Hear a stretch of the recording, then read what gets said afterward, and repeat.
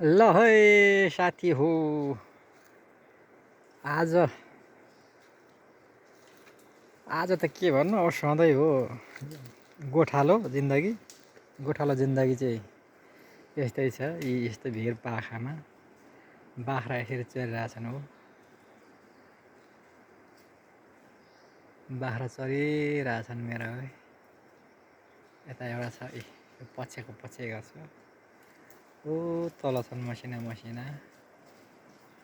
कता गयो? त्यहाँनिर पनि छ, त्यहाँनिर छन् 12-15 छन् बाख्रा चाहिँ। दिनभरि गोठा लाग्नु पर्ने हो। चरिरहेछन् कान्छा कान्छी, राता राती, पाठा पाठी, बोका बोकी। ल हेर्नुहोस्, यस्तै छ है दुबईबाट फर्केपछि। के गरिसके दुःख जिन्दगीको यस्तै रहेछ। अब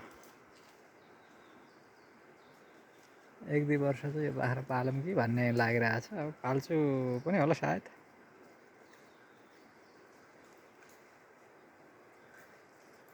ओ माथि माथि पनि छन् बाख्रा चाहिँ। गोठा लाग्यो भने चाहिँ प्रायः गरेर एकै ठाउँ चर्छन्। यहाँ छोडेर गएपछि चाहिँ 4 ग्रुप 3 ग्रुप 4 ग्रुप हुन्छन्। 2टा कता जान्छन्, 2टा कता जान्छन्, 3-4 एकतिर जान्छन्।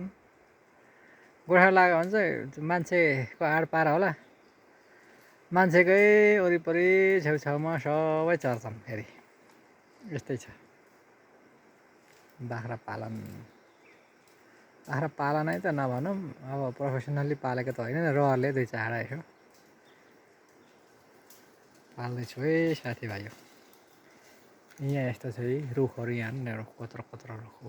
यो सुकेको रुख, यहाँ एउटा रुख सुकेको हेर्नु कत्रो छ। तलदेखि तलदेखि आएको, त्यहाँदेखि यो एउटा यस्तो छ। यो रुखै रुख छ, जङ्गल छ, पारि भिर छ। तल अरुण नदी छ, यतापट्टि यो जङ्गलदेखि माथिको गाउँलाई उलिङ गाउँ भन्छन्। त्यहाँदेखि उतापट्टिको आला गाउँ। अनि यतापट्टि